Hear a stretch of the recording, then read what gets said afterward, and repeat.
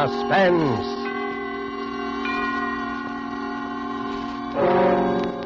Presented by Roma Wines, made in California for enjoyment throughout the world. Salud. Your health, senor. The world toasts Roma, and Roma toasts the world. The wine for your table is Roma, made in California for enjoyment throughout the world. This is the man in black here for Roma Wines to introduce this weekly half hour of Suspense. Tonight in Hollywood, our stars are Mr. Robert Young and Margot.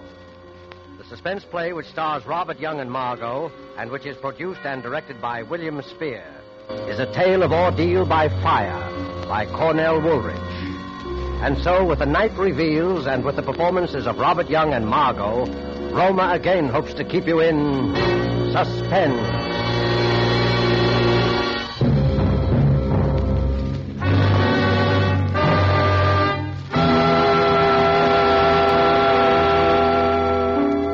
Go ahead, tell us the story, Mr. Jordan. Might help to get it out of your system. Yes. Go ahead, Harry. What? Tell it here, Marie, in front of you? Sure, I can stand it if you can. Well, all right. I'll tell it from when I first began to know, for sure, 2 weeks ago. I should have known before that something was wrong. I should have known by her eyes. There was a queer look in them, staring at me one minute and avoiding me the next. Well, I came home late one Monday night. They were asleep, my son Johnny and my wife here, Marie. I lay in bed reviewing my day's work. You see, I'm an investigator for the Herkimer Fire Insurance Company. And while thinking about the fire on 2nd Avenue, I fell asleep. Suddenly, I was sitting bolt upright, wide awake, with a strange feeling of being alone in the room. I looked towards Marie's bed. It's too dark to see. I called, Marie. Marie! There was no answer. I got up and walked to her bed. The quilt was bunched up. I pulled the covers down. The bed was empty. In the bathroom. No, she wasn't there. And not in Johnny's room either. Johnny was alone. Marie wasn't in the apartment. I put on the light and looked at my watch. It was 2 a.m.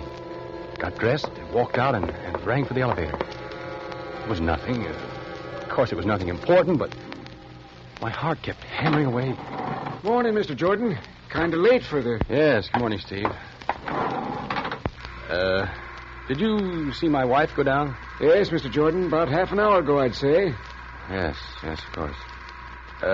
Did you see which way she went? Yes, she went towards 3rd Avenue. Said she was going to... Went to the drugstore, I guess. Yes, that's right. There's one over on 96th Street. Open all night. Thanks. That was it. She went to the drugstore. I was worried over nothing at all. I didn't know what to do quite. I didn't want to follow her, but the elevator boy was watching me, so I strolled easily along towards 3rd Avenue. I stood on the deserted dark corner and looked up and down the street. Then I saw her coming. She was walking towards me briskly. Harry, what are you doing here? Well, I got up and saw you were gone, and I couldn't sleep. I had a dreadful headache, so I decided to go down for some aspirin. Yes. Yes, of course. The drugstore on 96th Street. But you were coming from 98th Street. I took a little walk. I thought some fresh air would do me some good. Yes, it is a nice night. I've only been gone about 10 minutes. Steve says you were gone about a half hour. It was only 10 minutes. What time is it now? 2:35. I've been out for almost 15 minutes. Oh, it's more than... It was 15 minutes, no more than that. Yeah. Yeah, I guess so. Everything seemed all right. Still, I felt something was wrong. We got into our apartment and we both went to bed. For a minute or so, we said nothing. You've been working hard, Harry. Don't you think you ought to take a week off and sort of rest up? Oh, I feel perfectly all right, dear. There's nothing wrong with me. Listen. A fire. A fire. Yes, not far. Over east a couple of blocks. By the river, I'd say. That's my district. A fire. Oh, what the... Hello. Hello, Harry. I'm sorry to wake you in the middle of the night. There's a bad one over near you between 2nd and 3rd. Maybe a total loss. Between 2nd and 3rd, Mr. Parmenter? An apartment building? Yeah, 98th Street. 340 East 98. I called you because I'd like you to go there direct first thing in the morning instead of come at the office, okay? I'll meet you there. Okay, Mr. Parmenter. Good night. A fire on 98th Street? Yeah. I couldn't see Marie in the dark. I knew she was staring at me. I was very tired. Good night, Marie. Good night, Harry.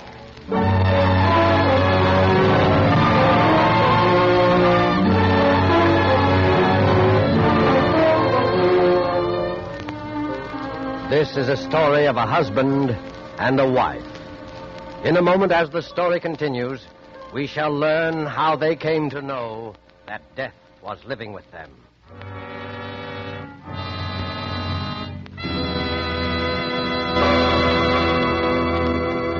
Tonight, the Roma Wine Company of Fresno, California, brings you Robert Young and Margot as stars of suspense, radio's outstanding theater of thrills. Somewhere tonight, perhaps in Havana, Cuba, a man and a girl sit at a table in a gay cafe. Music, laughter fill the big room. A tropic breeze stirs the palms in the terrace.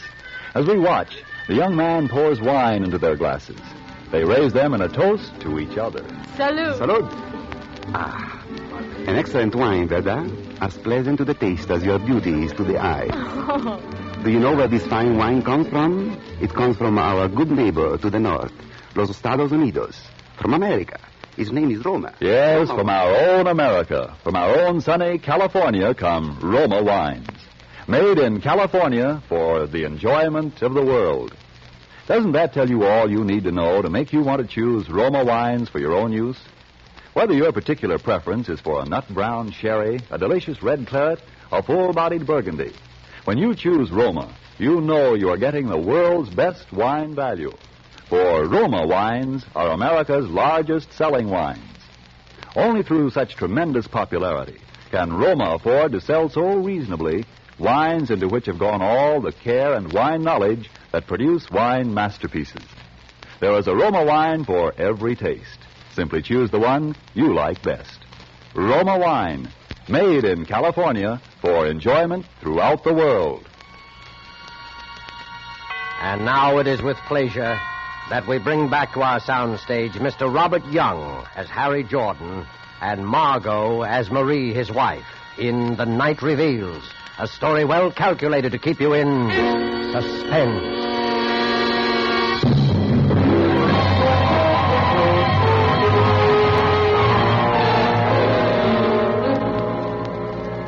Go on, Mr. Jordan. Well, gentlemen, the next morning I went over to 98th Street to inspect the remains of number 340 and to see if there was evidence of anything suspicious about the origin of the fire. Mr. Parmenter was there. Well, there it is. Gutted. I guess we'll be paying off on this one, all right. Yeah, completely burned out. Anyone hurt? Well, a few, but no one dead. Lucky they just installed the new fire escapes. Just the walls left. That fire must have been quite a sight in the height of its glory. Yeah, quite a sight. Man, those walls look pretty bad. They might collapse almost any time. And the building will have to be raised. That fire did a good job. Oh, here's the commissioner. Hello, Parmenter. Jordan. How are you, Mr. Morale? You know anything about the fire, Commissioner? Well, not a thing. Well, we'll take a look. I wouldn't go in there, Jordan. Those walls are pretty I bad. can take care of myself. Maybe you better not go inside, Harry. Don't worry about me. I know fires as well as anyone. You stay outside, Mr. Parmenter. I'm going in. I walked gingerly into the blackened, ruined hallway, and ashes up to my ankles, until I reached the remains of the stairway. Underneath were several baby carriages, just twisted pieces of metal. A burned fragment of something fell nearby. Come on back, Jordan. I'm all right. I poked around the carriages, sifting through the clean, fine ashes. Something caught my eye. A glob of yellow metal. I picked it up. Then I worked my way out. Burned through, isn't she? Yep. Clean through. Nothing left of her. Did you find anything, Harry? Nothing much. The fire started in the hallway, all right. Cellar's untouched. Fire works its way up. What's that in your hand? Well, that is just a piece of metal I found. Here. I just picked it up for my kid. He likes shiny things. What do you think, Commissioner? Probably one of those gadgets they have on baby carriages. No, I guess you're right. It isn't anything. But it was something. I had run my fingernail across this glob of metal. It looked like gold. I decided to examine it in detail at home.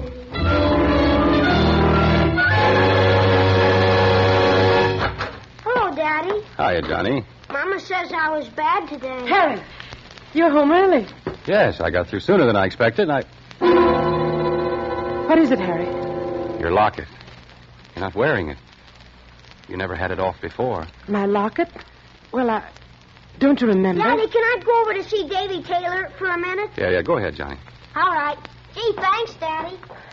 You shouldn't have done that. I didn't want him to go. He hasn't had his dinner. Never mind, Johnny. What did you say happened to the locket?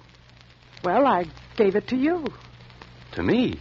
Yes, I put it in your pocket to have it fixed. The catch was loose. I don't remember. You've been very forgetful lately. Very forgetful. Maybe you thought you gave it to me. No, I put it in your pocket, Harry. I forgot to mention it to you. I wanted you to take it to the jeweler's and get the catch fixed. I just put it in your coat pocket while you were shaving. When? Yesterday? Yes. Yesterday morning. Then it should be in my pocket now. I wore this suit yesterday, too. Nothing in my pockets, Marie. Well? Marie. Yes, Harry? Is anything wrong with you? Don't you feel... With me? No, of course not. I'm all right. I'm perfectly all right. There's not a thing wrong with me. You look worried, as if you've got something on your mind. Oh, it's nothing. I've just been having a headache. Maybe you ought to see a doctor. Oh, no, it really doesn't amount to much. Well, I think I'll take another look for the locket. Which suit did you say you put it in? Your blue suit, I think. Or maybe it was the gray, though. I don't know. I couldn't make it out. What had she done with the locket? Had she pawned it? Had she given it away? Then I remembered something. I went into the bathroom and locked the door. I looked at this shapeless little glob of yellow metal. I rubbed the blackened spots away, all of it until it was gleaming. I studied it, turning it over and over. I noticed a thin crack. It was small, so I took a nail file out of the medicine chest and began to file it. I kept filing until I had enlarged the crack to the full length of a piece of gold. Then I slipped the nail file inside and pried it open. Tiny fragments of glass, and then I saw a piece of scorched paper. It was a photograph. Picture of my son, Johnny. This glob of metal was my wife's locket. I put the locket and the picture in my pocket and walked out.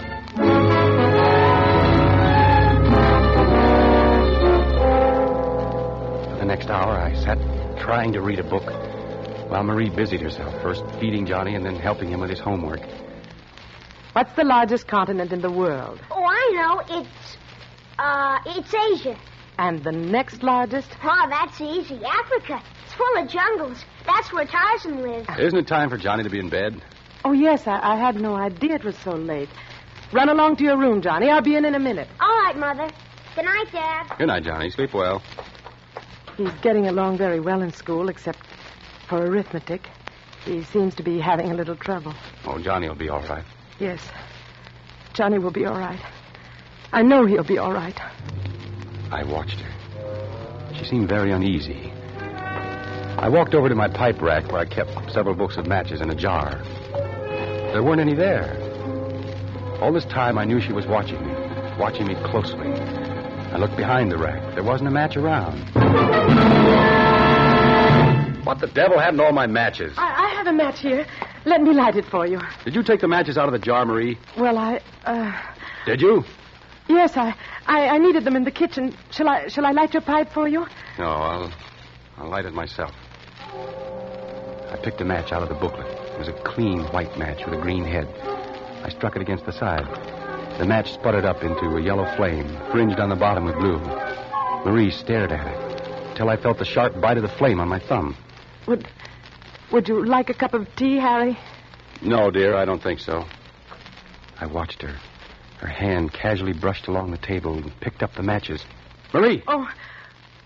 Leave the matches on the table. I need them. I'm rather short of matches, and the pilot light isn't working. Is this the only book of matches in the house? I'll have to get some tomorrow.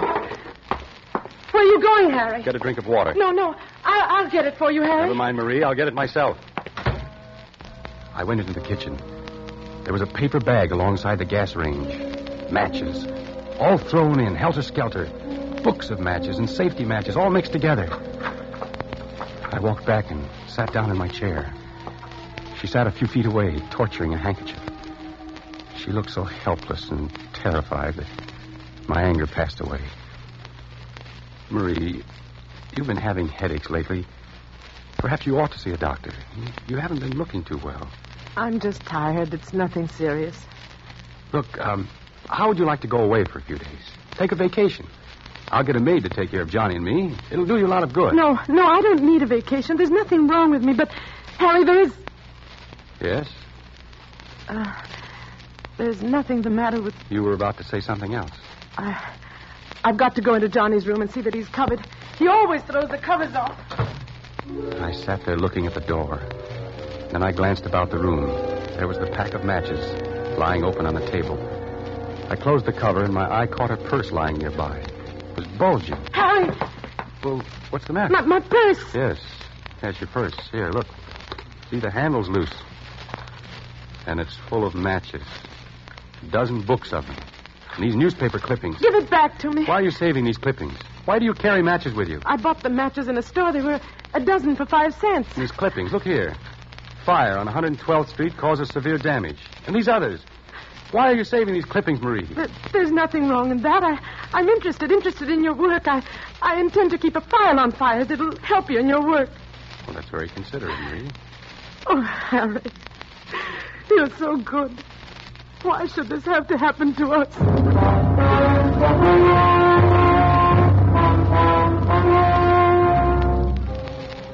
Towards midnight, I went to bed. Marie didn't follow me. I lay in the semi-darkness, wide awake, trying to think what I should do. I couldn't collect my thoughts. Every time I closed my eyes, I could see the flame of the match, yellow and blue, crawling along the matchstick. Then Marie came in with a cup of steaming liquid. Drink this, Harry. It'll help you sleep. Oh, what is it? It's cocoa. It's very good for you. I'm not the one that's having trouble falling asleep. We both couldn't sleep last night. I'm taking some of this myself as soon as I go to bed. All right, leave it on the nightstand. Be sure to drink it while it's hot. Yes, Marie, I will. Good night, darling. Good night, Marie. Cocoa. Then suddenly I knew. I looked around quickly for something to pour it in. There was a radiator pan. It was empty. I poured the cup of liquid into it. Then I lay back and waited. Waited for her next move. About a half hour later, I heard the door open softly and Marie tiptoed towards my bed. Harry. Harry. Are you asleep? I didn't answer, but breathed evenly. She hovered for a moment over me, then she tiptoed out, carefully closing the door behind her. I dashed out of bed and hurried into my clothes. Quickly, I poured the liquid from the pan into a bottle and put it into my pocket. Then I grabbed my coat and followed her. I rang for the elevator. She had only a few minutes headway. I would catch up to her easily, and then we'd have a showdown. Steve looked at me with controlled amazement. Hello, Steve. Hello, Mr. Jordan. My wife went down a moment ago, didn't she? Yes, Mr. Jordan. Just took her down. She went towards 3rd Avenue, didn't she? I think so. She sort of stopped me for a minute and then turned towards 3rd. Had to get back to the elevator because you were ringing. When I reached the corner, I looked up and down 3rd Avenue, and I saw her. She was walking north. I crossed to the other side of the street and followed her, keeping at a distance. 98th Street, she turned east. Down the middle of the block was the remains of last night's fire. She paused in front of the gutted building for a long time, just stood there, looking at it. Then she walked inside. I waited for a few seconds and then followed her. It was pitch dark in the burned-out hallway. Ahead of me, I could see the glow of a match. Then I saw what she was doing. She was collecting the charred debris near the baby carriages. How foolish. There wasn't anything that could burn there now. She lit another match. I watched the flame light up her face. A face so intent upon her work that she didn't hear me approach. Marie? Who's there? Me, Harry. Harry, why did you... Come along, Marie. We'd better get out of here. The police. I took her hand, and without a word, she came along. We walked home in complete silence. We both knew. When we came to our apartment house, I stopped and rang for the elevator. In the light of the hallway, I could see her face. My wife's face. Ashy gray, her eyes bright and painful. You run upstairs, Marie. I'll be along in a minute. Harry, where are you going? I'll be right back. Please, Harry, don't Don't do anything. You run along, Marie. You're not going to... No, I'm only going to the drugstore to get something. I'll be back in a few minutes.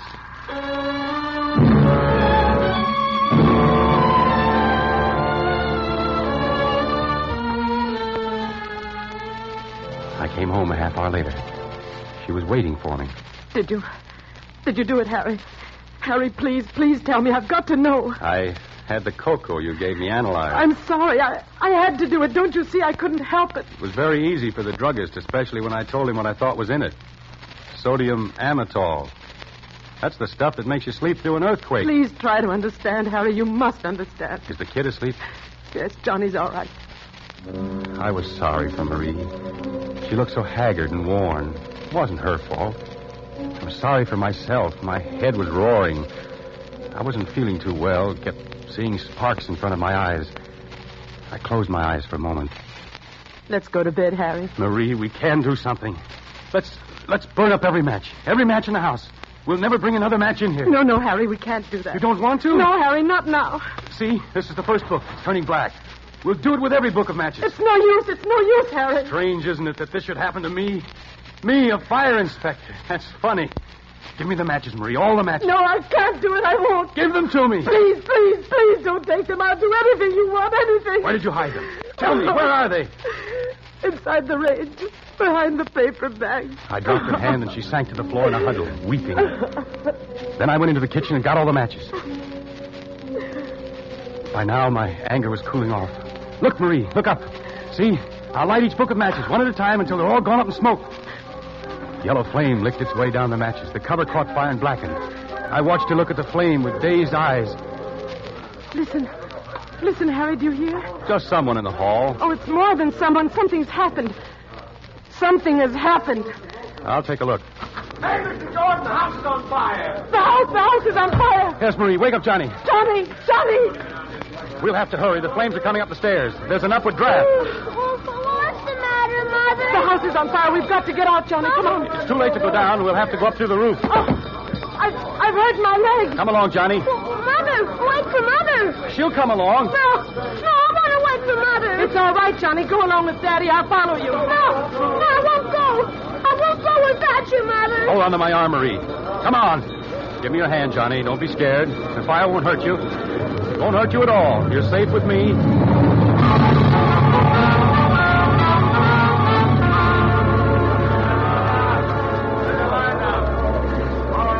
We made our way upstairs, very slowly because of Marie's sprained ankle. Finally, we got to the roof. There were some firemen on the next roof. About 10 feet separated the two buildings. Don't get panicky. We'll get you off safely. Are we going to have to jump across, Daddy? Because Mother won't be able to jump. It's all right, Johnny. Don't be scared. They're putting a board across the two roofs. We'll just walk across. All right, now. One at a time. Tie the rope around you and come across. Johnny, you go first. Don't be afraid. There. Now, the rope will hold you in case you slip. Mother, you gotta go first. I'll go right after you, Johnny. You promise? Go ahead, Johnny. Another will follow you. Don't turn around. Keep walking. All right. Kid's safe. Now, you lady. Be careful, the board. Hey, the board slipped off. Hurry, will you guys get another board? Mother, I want my friend. Your mother's going to be all right, kid. You pushed the board off, Harry. I saw you do it. No, I didn't, Marie. I didn't. All right, lady. Just tie the rope around you. Don't be afraid. Don't look down. Ready? Okay, boys. She's all right. Now you, mister. That's right. Tie the rope around you. Okay. All set? Okay.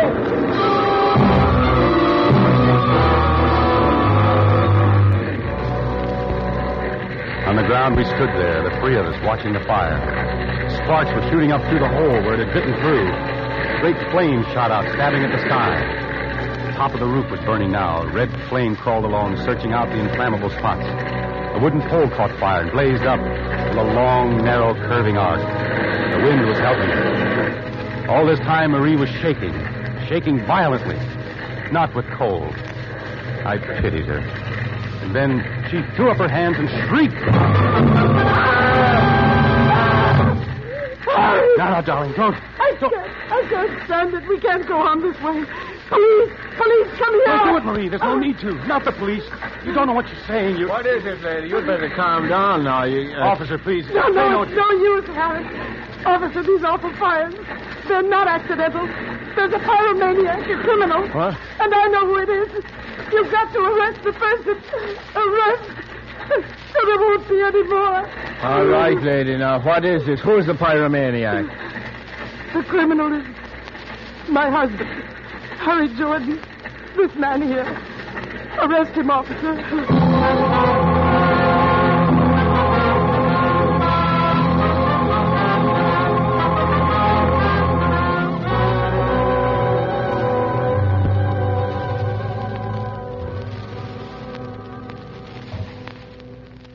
Well, that's about all there is to the story, gentlemen. Then I was brought here. Must have sounded kind of, painful for you to hear it all over again, Marie. No, it was all right, Harry. I wonder, I got a cigarette. Could I... No, I'll light it for you, Harry. You don't have to worry. I won't try and keep the matches here. She's been awfully good to me, gentlemen. You'll take good care of her, won't you? She tried everything to help. She hid the matches so as to keep them from me. She even tried to give me sleeping pills so I wouldn't. It's all right, Harry. I'm sorry about the locket, dear. Must have fallen out of my coat when I was in that building in 98th Street. It's all right, Harry. You can buy me another one sometime. You can't blame anybody for liking fires. It's not their fault. Fires are beautiful to watch. So bright and clean. They burn up all the filth and dirt. And they're magnificent to watch. Especially the big ones. The way the flames roar and crackle, lighting up everything around you. The beautiful fires. The beautiful fires.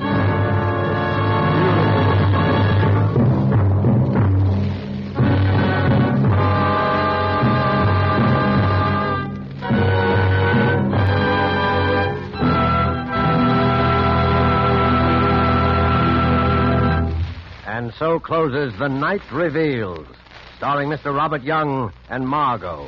Tonight's tale of suspense. I want you to know that the distinguished Roma California wines include the most enjoyable types for every possible occasion.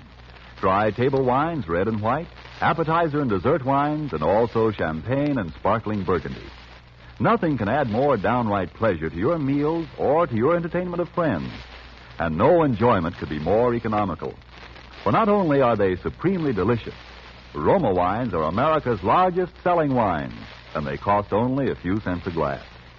The vast quantities regularly purchased and enjoyed by wine lovers, the advantageous locations of the great Roma wineries in the favored wine districts throughout California, these things permit truly modest prices that make Roma wines the world's outstanding wine values. Roma, R-O-M-A. Roma wines are true to type. Roma wines are faithful in flavor. Roma wines are sound of character. Roma wines are reasonable in cost. Made in California for enjoyment throughout the world. This is Robert Young. It's been a great pleasure for me to appear tonight on Suspense, one of my very favorite programs. And I know you'll want to be listening next Thursday when my friend and colleague at Metro-Goldwyn-Mayer, Mr. Charles Lawton, will be your star. Don't forget then, next Thursday, same time, for Charles Lawton in Suspense. Presented by Roma Wines, R-O-M-A. Made in California for enjoyment throughout the world. This is the Columbia Broadcasting System.